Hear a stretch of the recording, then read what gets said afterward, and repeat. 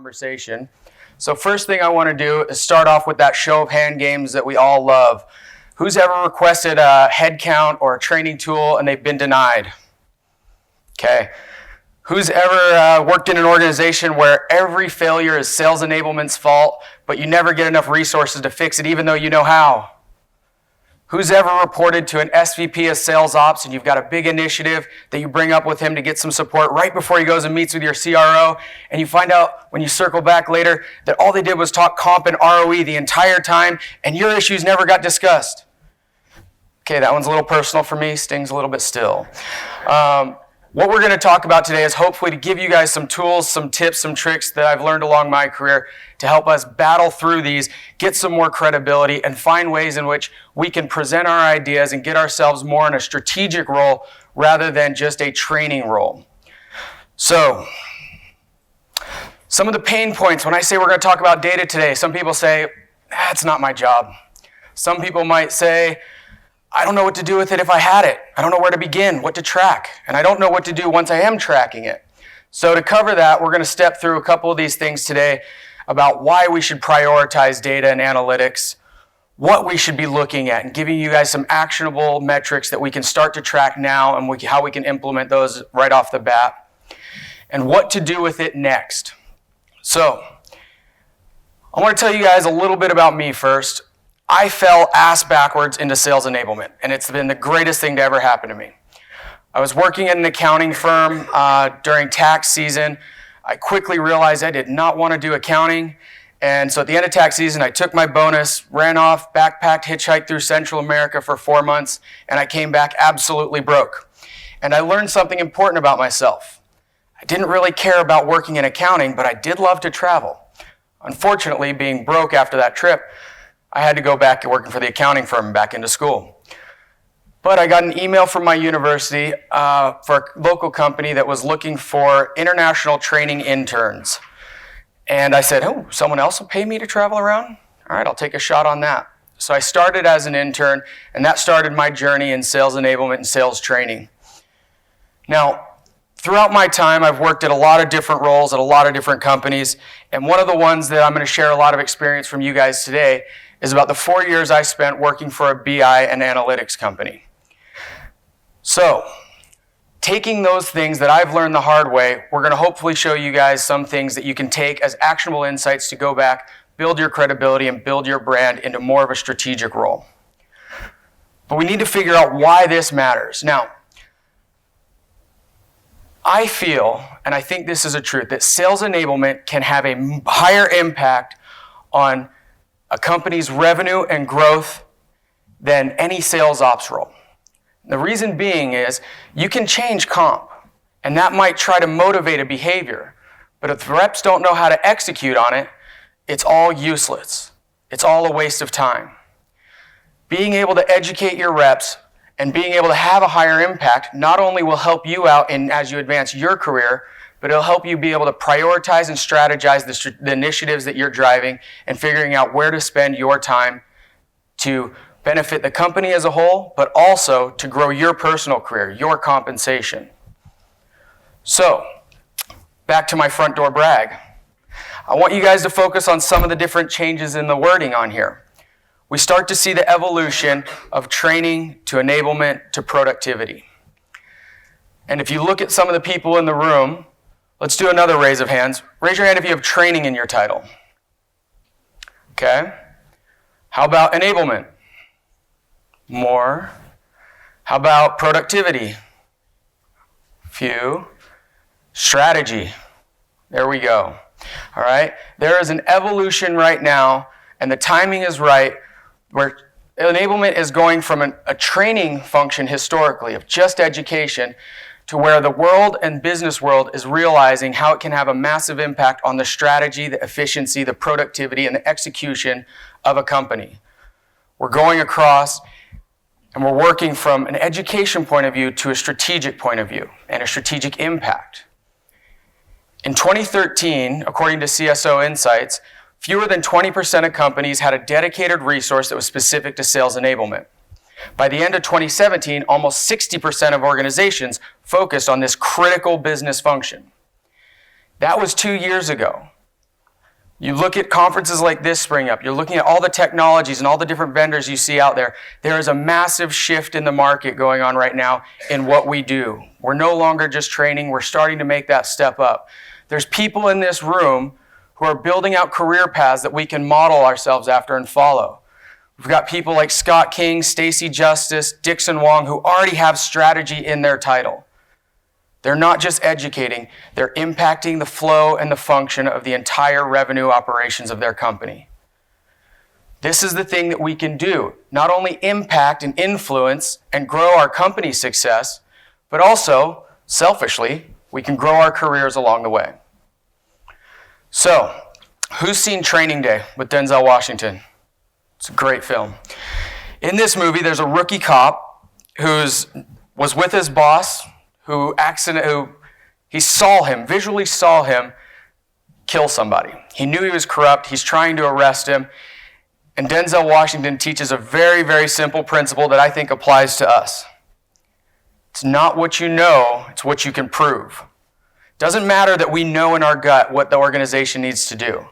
It doesn't matter that we've seen this before and we've done this and had this impact. If we know it internally, but we can't prove it, leadership's not going to care. And those big ticket items of comp, ROE, the things that might be important in that room on the C-suite, we might not get the visibility up to that level. So what we need to do is figure out how we can prove this. At the BI company I worked for, we had a saying. It was more appropriate for the tech world, but it was opinion versus opinion, title always wins. Opinion versus data, data always wins. So we knew that if we walked in and we were pitching an idea, and I wanted my president of sales to do something, and I said, hey, we need to focus on this initiative. We need to devote resources to this project that we want to do. And he'd say, oh, I've seen that happen before. It didn't work. Not going to do it. My opinion versus his opinion, he's going to win every time. But if I go in with data, and if I go in with a story, and if I can show metrics of where we're at, what we're doing, and where we can go, I can grab his attention a little bit more. So, we've talked a little about why we should care. Hopefully everyone's invested enough into that between helping your companies, the impact you can have, your career path, and how that generates more money and compensation in your pocket. But now what should we focus on? What metrics should I be watching? I want to get granular with some of this stuff and be prescriptive to some of you guys about things that I've focused on in the past that have helped me out. And there's two categories that I'm going to look at. If my objective is to demonstrate value in the enablement program and just build our brand and our reputation throughout the org to get that trust and confidence of my leaders and teams, I'm going to focus on what I call the baseline metrics, the must-have things that I'm tracking from the get-go. But if I'm going back and trying to justify tools, headcount, a specific training initiative that I want them to buy into, I might focus on ROI initiatives and ROI metrics.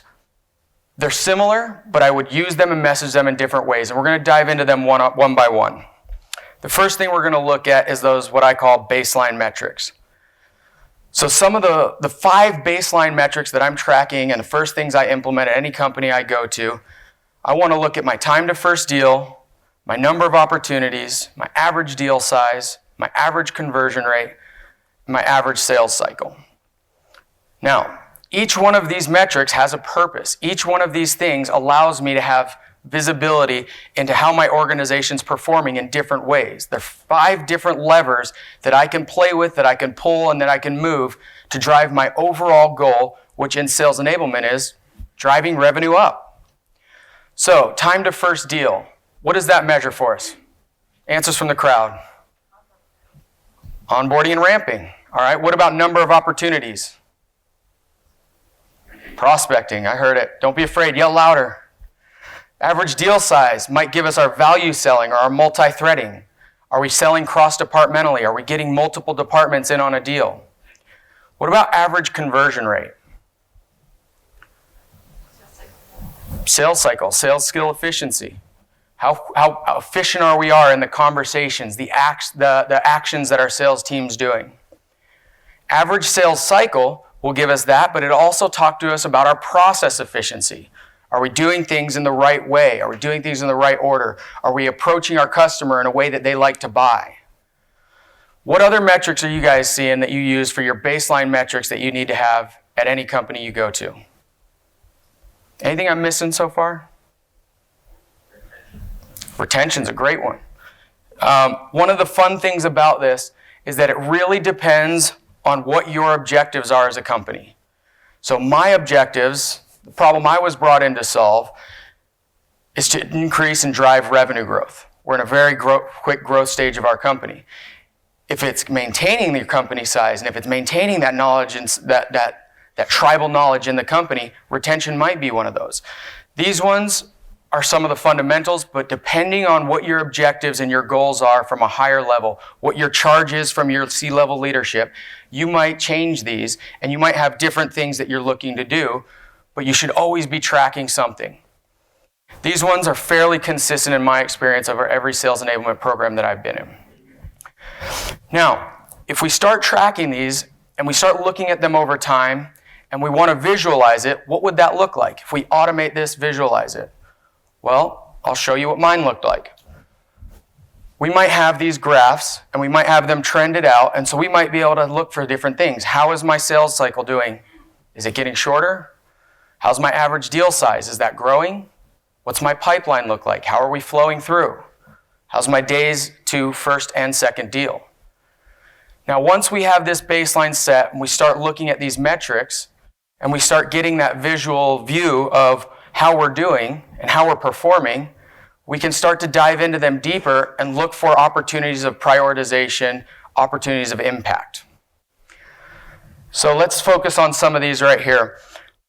By diving in and looking at this, we might be able to see that these two teams, my Central and my West teams, their average sales cycle is very high.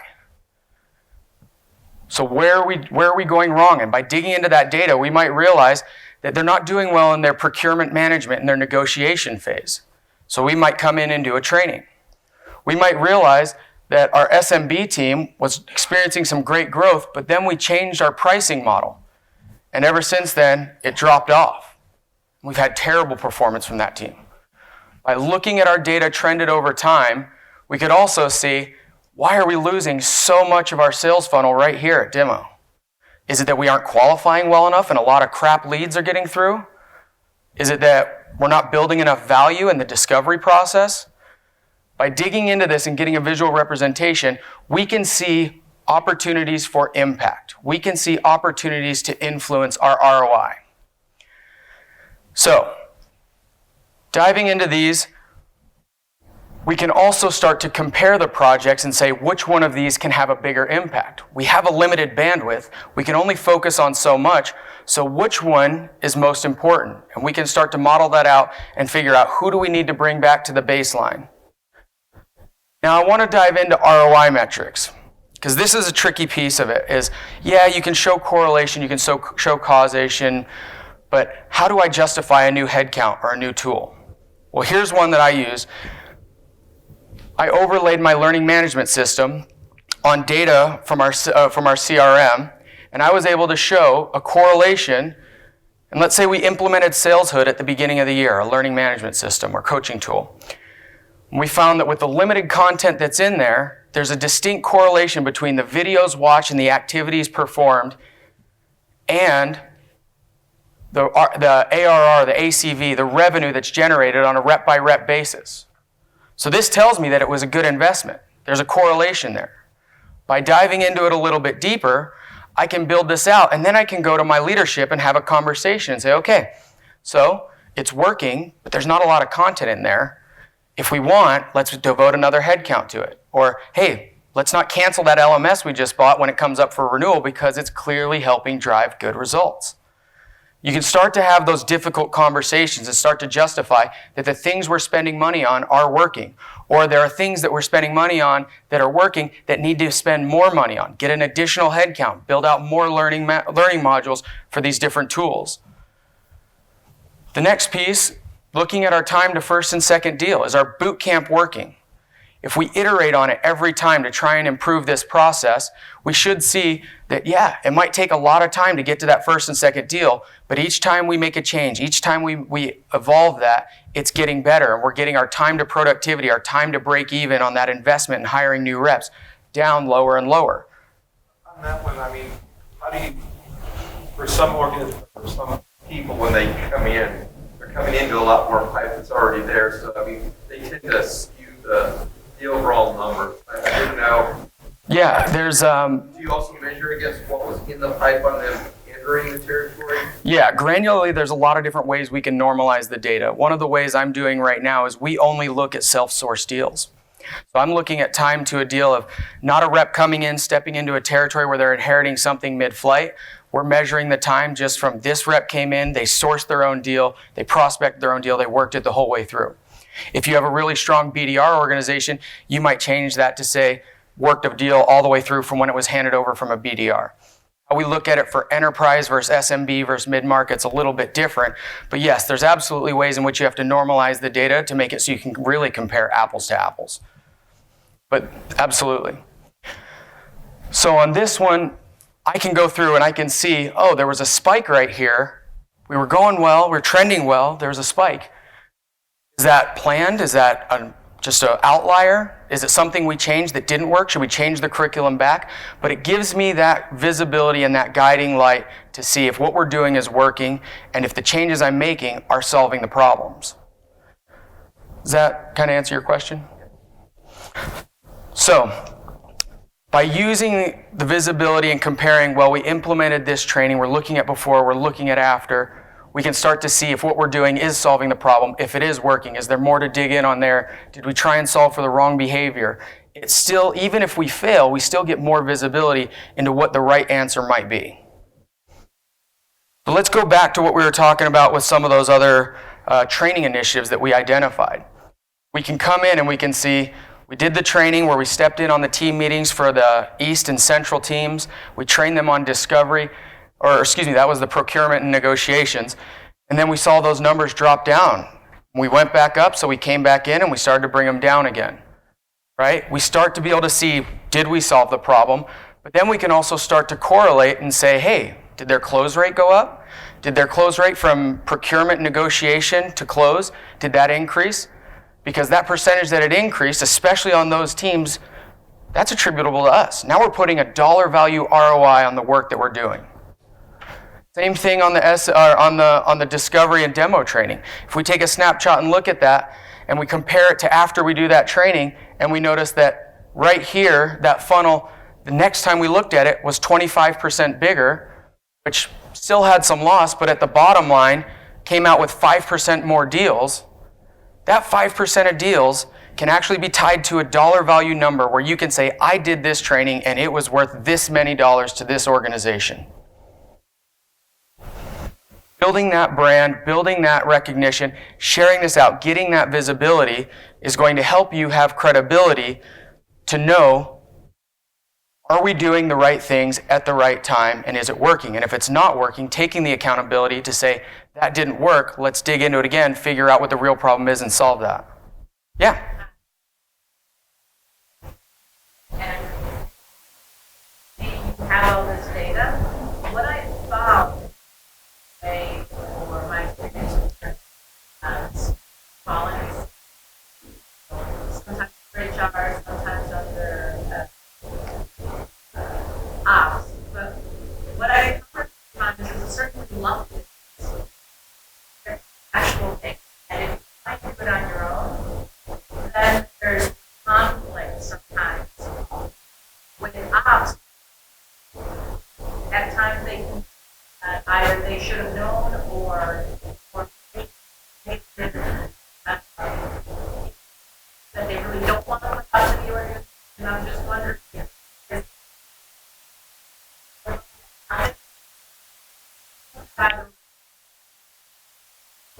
relationship or build a support sales.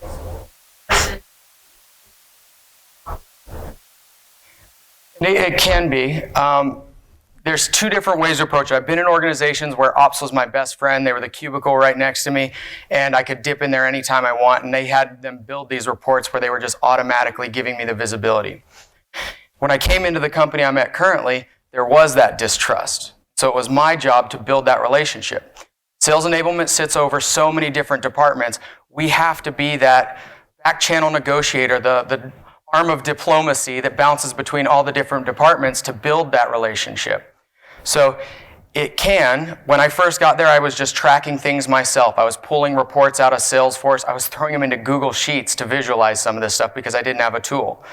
And after I showed them the impact and I built them up, kind of giving them a reputation to live up to, anytime I showed something like this, and it's, with great partnership to our ops team, they helped me see this, where we could go through and fix this, and they helped do this. So bringing them in as part of the team, giving them some of that credit when we're sharing this information out, gives them, one, a reputation to live up to, but two, then they're like, it's not a bad thing. We're being praised for spotting these problems, spotting these operational issues in the team. They're not ops issues. It's the team that's failing. They're just helping to visualize the problem so that we can address it. And then just by giving us those analytics, you start to make them part of the solution, which builds their credibility in the organization as well. So it can really be a catalyst to help form that relationship, to help grow that. It's not always easy. But sometimes you start on your own by tracking different things yourself, different leading indicators, maybe going in and learning some how to do some Salesforce reporting yourself, and then pulling in the ops team and helping build their credibility and getting that trust with them. But it's a process for sure.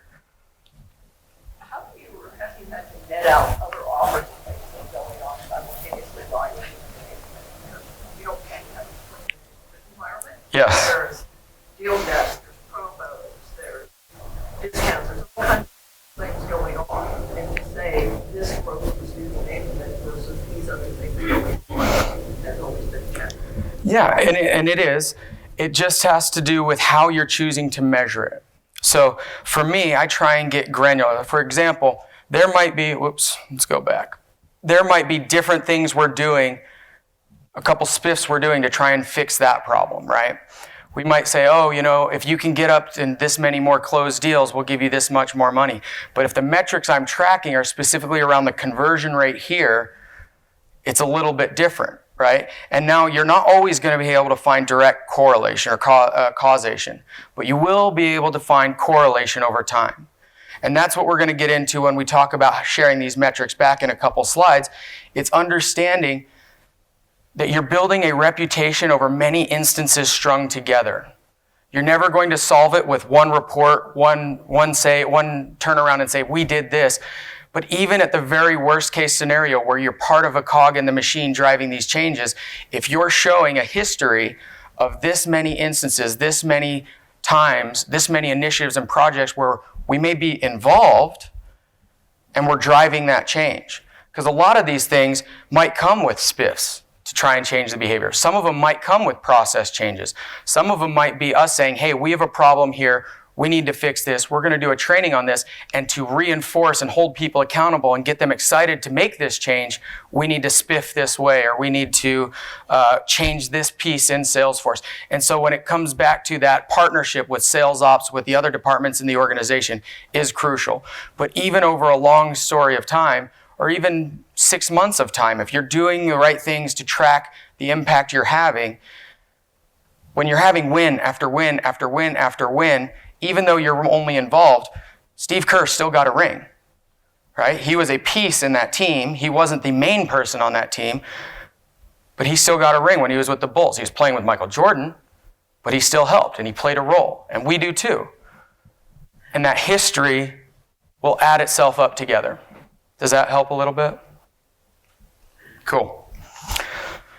So, going back to the ROI metrics, now we want to talk about, what do I do with it now? I'm tracking this. I've got these different instances. I've got this many stories where I've done this change. I've made this training. I've had this conversation. I've coached this team. It had this impact, and we've got all these little different wins along the way. So what do I do with that? How do I use that to build my brand, build my credibility, to drive the strategy of my program? Well, we'll think of it like a buyer's journey. When you're selling an idea, you should use your buying process. When you're trying to get people in the organization aligned, when you're trying to get buy-in from different stakeholders, you are selling an idea. Bottom line. We all are in sales enablement. We all should know the buying and selling process. You're selling an idea, rely on that process. Because these interactions are a sale. You're either selling them on why they should invest in your deal or prioritize your initiative, or they're selling you on why they can't do it, or why they shouldn't do it, or why they don't want to. So if we look at it like a buyer's journey, our baseline metrics might tell us some awareness, might give us awareness of an issue where we can identify something we have to work on. And while we're trying to build the solution, we might refer back to a previous issue that we solved with enablement and training that's similar to get them interested in like, oh yeah, if that solution worked then, it might work again. Let's take a look into that deeper. And as we're working our way through our buyer's journey, we're using these like customer success stories. We're getting our audience comfortable and confident that we know what we're doing, we've done it before, this is the right solution. You're selling your idea. Now, once you've sold your idea, it doesn't end there. After you get that buy-in, you still have to continue to track afterwards so you can get those ROI metrics, because then the loyalty piece comes in. Now, this loyalty piece is like customer marketing. When you sign up a customer and they're paying you and they're happy, you don't end there. You continue to nurture that relationship. You continue to send emails, newsletters, blogs, because you either want them to increase their investment in your product or at least continue to stay happy. It's the same thing for us. We've done internal sales, we've sold the idea, now we need to do the internal marketing. So what are some ways in which we can share out these wins and these successes? Well, it might be sending a summary back to your leadership and the stakeholders after every boot camp. They graduated, these were their scores, this is their performance so far, this is their performance so far, and you're doing check-ins to show how well they're ramping and how quickly they're hitting those targets. You might include it in your weekly updates. Send directly to your leadership. Report back to your steering committee if you have one. You might share it in QBRs. In all of my QBRs, I get up there and do an update on these are the trainings we did, these are the impact that they had, this is how our organization is improving, because I want all of my directors, managers, and VPs to know that they can trust on me to help solve their problems. When they have issues, they can come to me. Yesterday, Brian Lambert was talking about how we should all be our own business within a business. If our stakeholders are our clients, we are not only the consultants, we're also our sales and marketing team. So sharing those in the QBRs, in your annual planning, when you're asking for headcount and tooling budget for next year. Hey, guess what? You gave me this much last year. This is the impact we had. These are the changes we made, trainings we've done, revenue generated, correlation. Let me show you some correlation between that tool we implemented and the close rates and how we're cutting down our average deal size. Tying all of these successes back and sharing them, especially in annual planning, is going to give them the confidence that you know what you're asking for and you know that what you're asking for is going to have a positive impact. They're more likely to give it to you. And then also even ad hoc plans throughout the year, including in business plans for tools. One we recently went through is we bought Gong. We tracked our average close rates, we tracked our average sales cycle, our average deal size, and our average time to first and second deal. And we got a baseline for what it was before we implemented the tool. We implemented the tool, we watched that track down. And then we identified that we also needed a new LMS, learning management system. So in my pitch for the LMS, I said, listen, this is what we achieved just by adding in call recording and coaching. If we make it more efficient, if we add in an LMS where we can have on-demand learning, we can automate our process, we can start to make it so we aren't as heavily reliant on headcount, we can be more strategic about how we deliver information to our teams, and we can expect these numbers to go down, and we can expect our onboarding time to productivity to go down. Building that case, sharing those success stories, being your own sales and marketing team. So, the timer's saying I've got 35 seconds left, so we'll crash through the last little summary slide here. But get your baseline data, start looking at things, start seeing the trends, start seeing where you can have an impact, where it's going to change.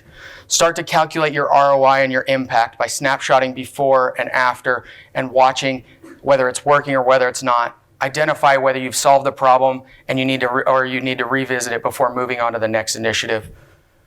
Internally, sell your ideas. Use your sales process. Use your successes like customer success stories.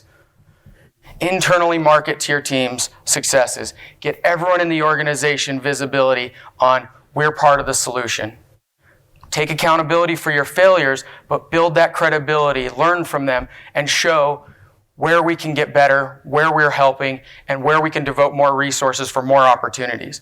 Because doing this helps you evolve from just being an education and training function that's ignored to being part of the strategy and the solution, to being in that high-level room where they're saying, what should we do next? What do we need to tackle next? What is the next big problem that's going to get us to 75 million? What are we going to change this next year to get to 120 million? You start to become part of that solution rather than an ancillary, well, they're in charge of them for 1 week before we really throw them in the deep end. We have to evolve our visibility to evolve our impact. So, it all comes back to this. It's not what you know, it's what you can prove. Opinion versus opinion, title always wins. Opinion versus data, data always wins.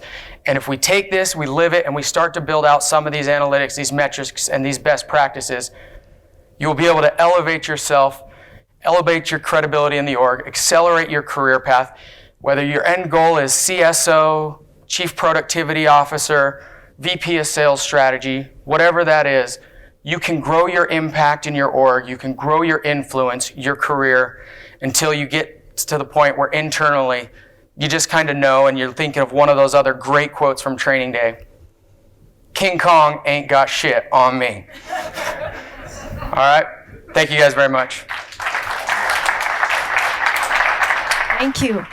Good. Any questions before I run away? We'll I don't know if open we have up time. for questions. Did you notice Kyle had a whole bunch of illustrations that had space in there? Is that because data and analytics is just in space and it's a big hole for some of us? Okay. I figured some of the dashboards were a little heavy and boring this early in the morning, so I tried to space it out a bit. Who's got some questions for Kyle? There's so much in this space, and we'll get them on mic so we can hear. Who's got some questions? Awesome. So coming from a BI company, Yes. clearly that's kind of second nature in doing that. How have you transitioned in a new role in a new company that's not so BI driven? It really put a lot of the onus on me, and that's kind of what I tried to show at the beginning, is that initially we may not have sales ops that's invested in this. When I first got to this company, sales ops' main problem was Salesforce. It was a mess. They're trying to clean it up. Getting them to put that pressure on to say, hey, I need an analyst, pulling my own reports and kind of doing it tooth and nail myself for a while till they got visibility onto it that, oh, this could be a major impact. It's not easy when you come into an organization that's not data driven, but being part of that solution and part of that catalyst and being one of those individuals that sees it early to help make that visibility makes it a lot easier and builds your credibility by being an early adopter. The other piece to it is, if you can't do it yourself, adopt the people that are in the org. And luckily nowadays, a lot of organizations have initiatives and they're public about them as, oh, we're trying to be a more data-driven company. We're trying to be more strategic and analytical about how we're approaching things. So it's getting easier with the natural evolution of tech companies. But yeah, at the beginning, you're going to have to fight tooth and nail and show that there is that value there, internally selling that idea.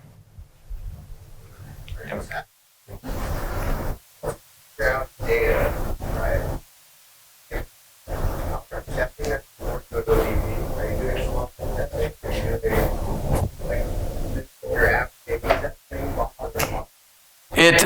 It really depends on what the initiative is. So some of the slides that I cut out just for time's sake involve data-driven coaching and how to use analytics on a rep level and getting the managers dashboards that they can use to dive into their specific rep behaviors. But it depends on how big an initiative it is. For some of the tools things, yeah, we'll do a POV and we'll beta test going through a boot camp group and putting them through an e-learning program in the LMS before we roll it out live to the whole field. We'll put seasoned reps in that as well. So depending on what your timeline is, you can absolutely do that. And some organizations I've been in, they don't give a shit. They don't have time. They got to move fast. They got to hit revenue targets. They got to go now. And so some of it you're learning on the fly. And with that, you'll have a couple instances where what we tried to do didn't have the desired impact.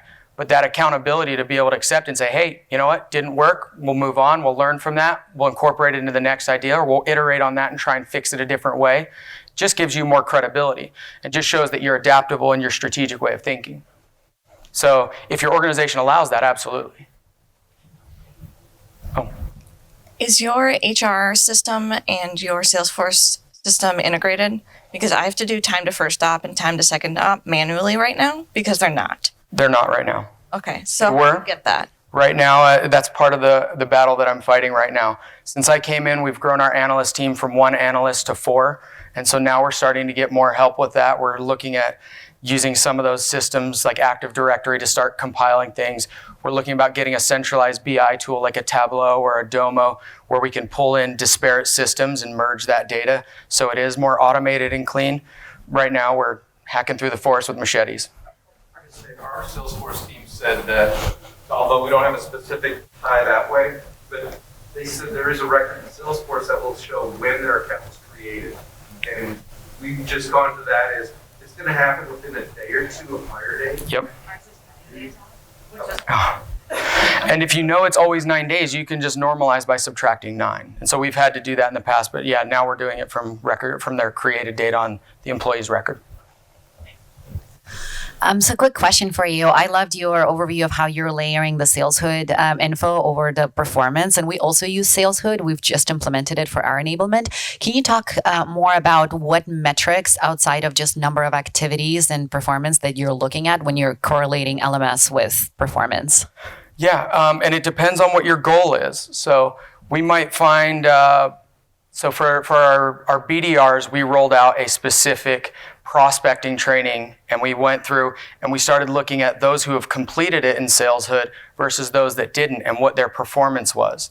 And so we can now group them and silo them out into cohorts and say, hey, the ones that did the training are outperforming the ones that didn't, so start kicking people in the ass and get them doing this stuff.